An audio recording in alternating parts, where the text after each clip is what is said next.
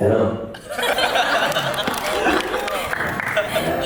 Nice to meet you all. My name is Hugo, Marcellus, Andrian, and I will be the last and final speaker for this conference.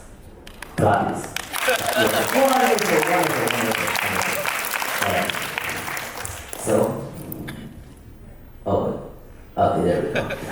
Alright. I think you can hear my breathing through this microphone, but I think that's fine. Alright. So, I have a question for you all. What are you all doing here?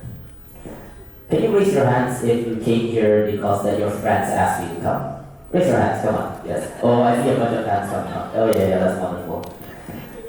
Now let me ask you this. Who here came because their daughters or their sons came here in order to perform and give their speeches as well? Can you raise your hands? Oh, I see those guys over there raising their hands. Right. So let me ask you this. Who here came because they needed essays? Oh, that's a lot actually. Wait, okay. Now let's be honest here. A lot of the people here, the majority of the people here, they came here so that they can get essays. You pay some money, you go down, you sit down, after that you take a few pictures, and then you put it into your reflection in your managed bag, and then you get a boom, wow, that's a free essay, that's crazy. But why is it that you need essays? What are essays for? Why do you need essays, and why is it that it's mandatory by the school to have 4 per year? Now let me give you this story. This year is Timmy. Timmy is a student in an IBDP high school. Now let me ask you this. What is IBDP? Does anyone here know? Raise your hands. Oh, that's wonderful. Alright, so the rest of you that don't know what IBDP is, ask the people that are raising their hands. Okay. Since I don't have time to explain it, but moving on. Timmy over here has a dream. He plans on becoming a business owner, and in order to do that, he needs what's known as a bachelor's degree in business. And in order to get there, he needs to attend a university. And following his father's footsteps, he decided to go on a university in Australia, but more specifically, the University of Melbourne. But here's the thing. The University of Melbourne isn't just any kind of university. They are an extremely prosperous university, and they have a minimum score that must be met in order to be admitted into the university. And that there is 35 minimum total IB score in order to get into the university. And on top of that, since the university is extremely famous, they have fierce competition. But that didn't matter to Timmy. In fact, Timmy was quite optimistic. He instead decided to dedicate his time, ignoring all friends, and stopping playing all games, all for the sake of studying hard. And he studied hard. And lo and behold, he was rewarded by achieving the minimum total IB score of 35. But here's the thing with the University of Melbourne. They are extremely competitive. And Timmy over here is not the only student that came in order to, participate and get a degree in business within the university. Amongst those people that came in order to apply into the university, there was also one person. His name was Robert. Robert over here with his beautiful hoodie also scored a minimum total IB score of 35. And when the university admission team saw this, they were like, oh no, these two have the same score. So instead of deciding, now they are in a dilemma. Who do they take in order to take the degree in business within the University of Melbourne? And in order to see who's better, they decided to look into other factors, including their portfolios. What made the students unique? Now let's take a look. And the university admission team saw this and they decided, hey, why don't we take a look at Robert's portfolio first? You see, Robert won multiple awards in MUN. And on top of that, he participated in multiple charity events where he helped organize them. And along with that, he participated in multiple basketball and swimming competitions, even though he didn't win in any of them. But he still put it into his entry anyway because it's an essay. And moving on, he also helped organize a small business selling cookies to gain experience before entering university. Now let's take a look at Timmy's portfolio. Timmy over here went clean the streets 4 times. Now, yes, I haven't talked about it. Yes, wonderful. Congratulations. Now let me ask you this. If you were a university probably a university admission team, who would you take in to the prosperous university? I get Timmy. No one's yelling Robert, that's actually surprising. Well, lo and behold, surprise, it's Robert. Yeah, I know, very tragic. But let me ask you this. Just how did Robert manage to gain so many opportunities and manage to fill his portfolio so brilliantly? How did Robert manage to do it? Well, you see, unlike Timmy, who dedicated his time to study all day, all night with no friends, Robert had friends.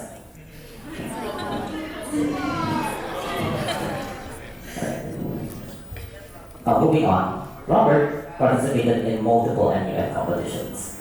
And it was through here that he managed to gain a lot of friends. And I'm saying a lot, to the point where I'm not gonna spam it all here. But it was through here that he managed to gain an interesting friend.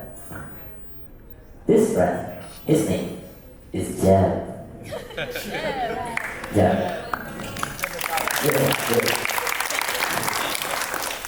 Now you see, Jeb over here is an absolute obsessed with organizing charity events.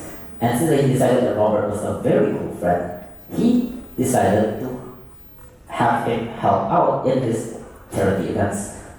Now, although that Robert wasn't essentially the main organizer for these events, he managed to contribute so much in the hobby of his friend that he managed to fill his portfolio with multiple charity events, despite the fact that he wasn't the main organizer. And amongst those times when he wasn't just helping out, when he was in these charity events, he wasn't just helping people out.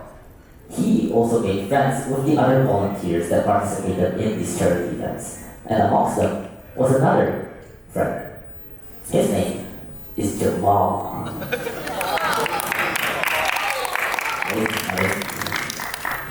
Now Jamal over here is an athletic person. He loves participating in multiple athletic competitions, and amongst them was basketball, which Robert knew how to do. And hence, since that Robert was such a cool dude, Jamal asked him to join his team. Now, although the fact that Robert didn't win anything and throughout the times when he participated in multiple basketball competitions, he managed to fill his portfolio a lot. And it was through this basketball competition that he also made a very interesting discovery. The love of his life.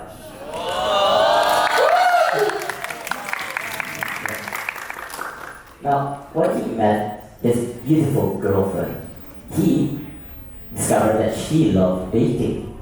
And it was through here that he decided to set up a business, a cookie business, where he decided to sell his girlfriend's cookies. And it was through here that he managed to gain his passion for business. Now let me ask you this. How did Robert do it?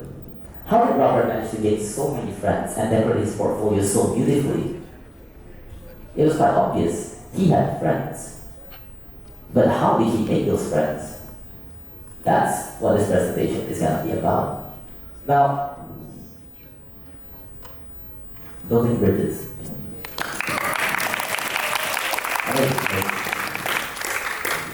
Now, I'm not gonna go on about like a moral story about how this guy managed to do this and hence you should also act like this and teach you morals. I'm here to show you how it's done as someone who has actively done these practices. So let's get on to it.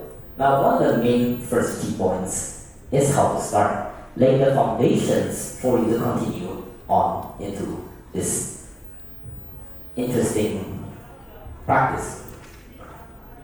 amongst those is that if you were to ask an older person, a person that is currently still active in the business and still active in the field, they will ask you to set up business cards. Set up business cards so that you could give it to the person and potentially have your name known to them. But here's the thing, those are kind of obsolete. Business cards are obsolete. Not only do you have the chance that the person would just throw it away, but there's also a very high chance that the person would forget about your business card and you'll never meet them ever again. But nowadays, there's another way, which many younger people seem to enjoy the way of how they network, which is through social media, or more specifically, Instagram. Now, I'm not at all paid to advertise this, but I'd like to highlight how interesting Instagram is, because not only do you have the chance to directly network with the person, as in getting their contacts directly, but you also know what they're currently doing, and you can have direct communication with them, along with understanding who else they're acquainted with, which is a very strong strength. And the best part, almost everyone uses it. So it's pretty accessible even to a person that is still beginning, like a very fresh beginner. Now moving on is where to start networking. Now, where to talk and when. Alright, now this is very important. Very, very important. Now you don't just go up to the sidewalk and find a random person and say, hey, I'm on Instagram. You're gonna get labeled as a weirdo and get chased off by police. Potentially. But instead, what I recommend is settings that promote networking. And that there is either business meetings or competitions. Now I know what you might be wondering. Mr. Presenter, in these competitions, isn't it true that you're just trying to win? Are you trying to set me up so that people hate me? So that I won't be able to make friends with people? Well, I want to say this to anyone that I would be indicating this way. You see, as someone who has actively participated in multiple academic competitions along with athletic competitions, I would like to mention that while the rewards are certainly one thing and something noteworthy, a lot of times it's also so that you can make friends along the way. And I know this sounds cheesy, but it happens a lot. And it's also through this that I was also able to gain a large following in Instagram. Yeah, I'm ready. Yes, I'm ready. In fact, just the previous week, I participated in an academic competition known as MUN, and I managed to get 38 new followers. Wonderful, wonderful. Yes, I'm bragging. Yeah, I love bragging. So, now that we've already established about where to start networking, particularly in competitions, I would like to get on with how to talk, or how to specifically go on with how to do it. Now, this one requires what are the 4 fundamentals of persuasive. I'm sure you've learned this on English classes, where you are taught about logos, ethos, and pathos. Who here knows all those 3? Raise your hands right now. Oh, wonderful. We got a bunch of nerds here. So, now that you've already know those 3, we have ethos, pathos, and logos. Well, I'm a bigger nerd because I know the 4th one. There's a 4th one that isn't mentioned a lot in school, and that there is kairos, or more specifically, timing. Timing is extremely important. You don't just go up to a competition where 2 people are fiercely arguing over one another, and then you just go up, objection! May I have your Instagram? You're not gonna hate them a lot, like throughout everyone. Please don't do that. That's a terrible idea. Instead, what I recommend is what you can do instead is to find 3 recommended locations that I have put up here. And that there is here.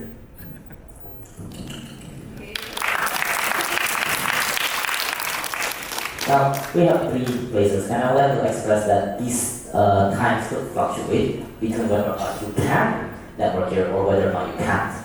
Now, break time is extremely common, but the problem with break time is that in some competitions, such as MUN, people use break times in order to prepare for the competitions later on, and it's typical that you would find a person very busy and it'd be very hard to network with them. But a lot of times in other locations, they would probably be eating and they'd be more relaxed, hence you would be able to talk with them and network with them a lot easier. That there would work, but yeah, still highlight the limits. Evaluation, I love evaluations.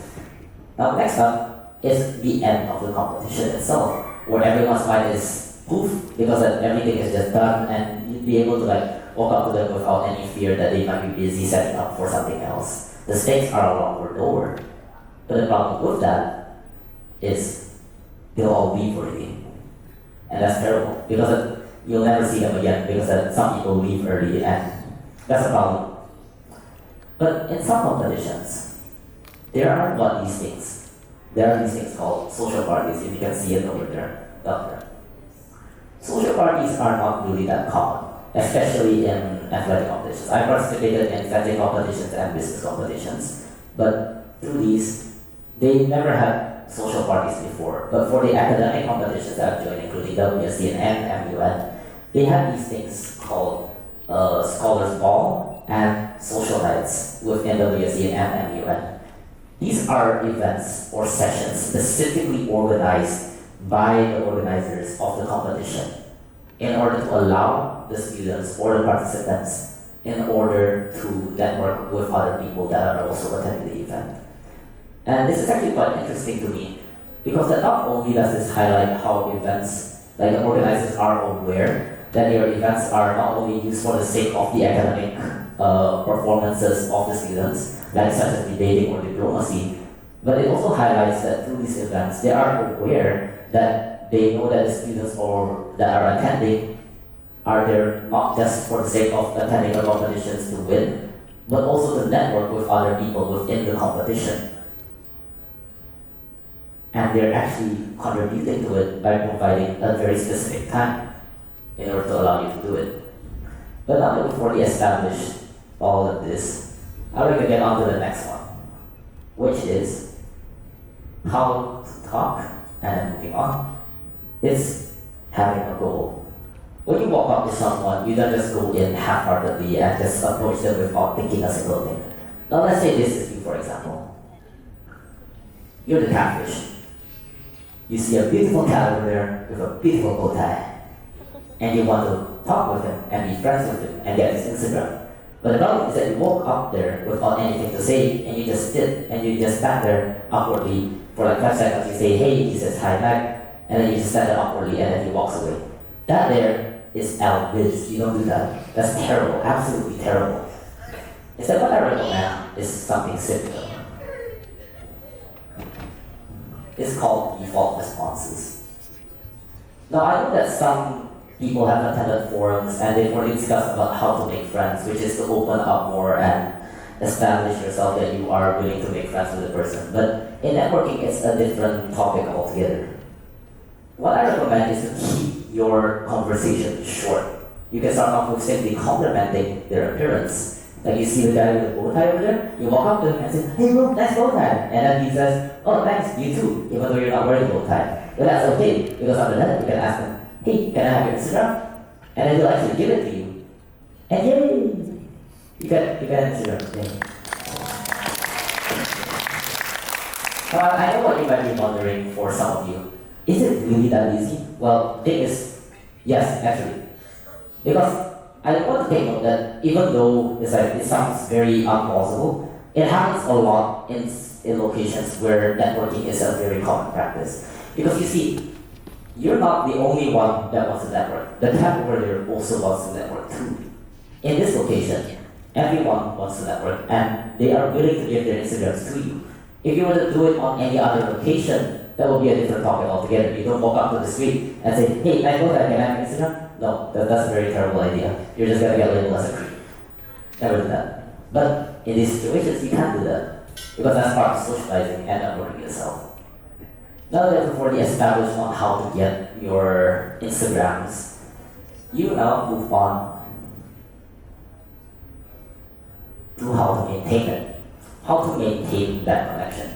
Now, when you get your Instagram, it's not just for cloud numbers. It's not just for the sake of climbing up your followings. You also have to actively engage in them. Now, I know that some of you here might disagree with the politician that I'm about to show you, and I was going to highlight that I am not at all a supporter of him. In fact, I have a lot of critiques. But when I attended an MUN competition, he showed up and gave a very simple presentation about how diplomacy and how to talk, and also the importance of networking. Now, this is a very controversial figure, so I would like to highlight again that I am not at all associated with him, and I don't necessarily agree with him, and I have a lot of critiques about him. But when I attended the former presidential candidate Anis's presentation, he said something that was quite interesting. And that there was that when he was typically in a social location, a lot of people would walk up to him and ask him for his WhatsApp number. And when they eventually get it, they would text him once a month, every then and so. And he says that these guys are extremely professional networkers, and these guys and he actually doesn't mind the people that text him once a month or so and have a meaningful conversation with him.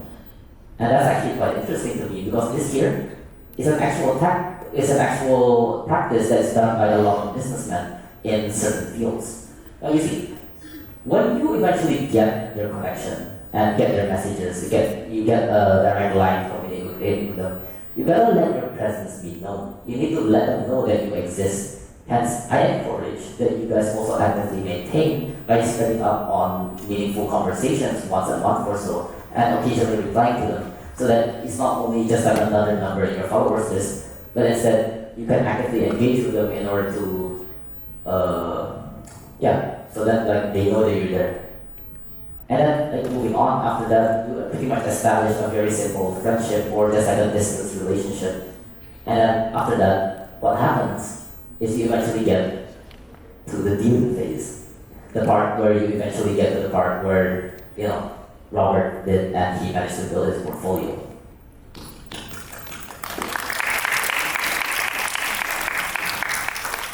I only did that because I saw people playing their phones.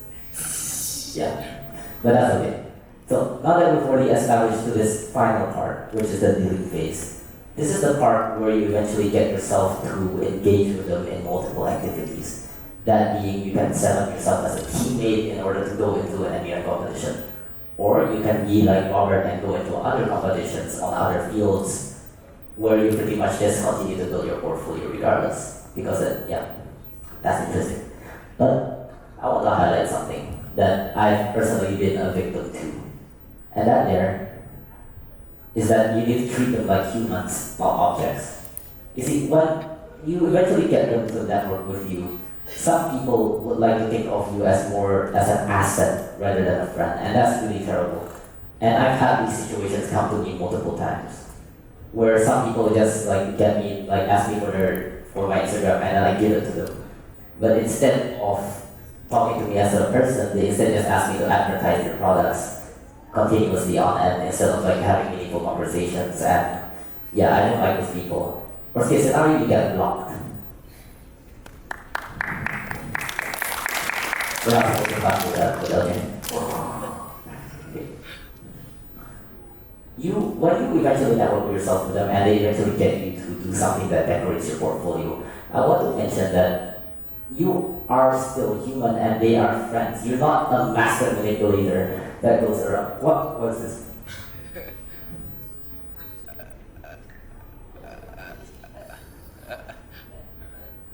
Okay, so the slide actually is not real good, but it's fine.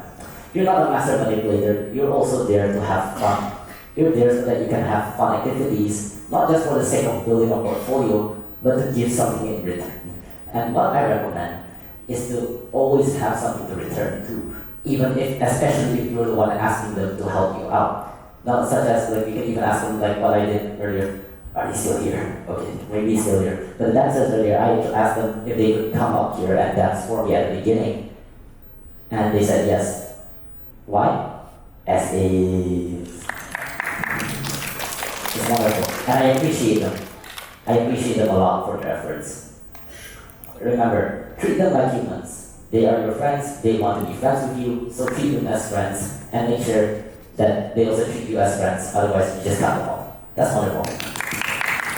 And now, okay, there it is, yeah. You gotta move. You are not him. This guy, again, no. Some people don't get a reference, so I'm just asking them. The presentation is over. Go home. So fill your portfolio.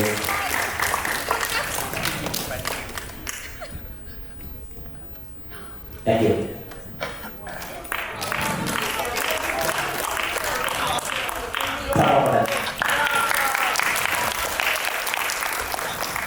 Thank you.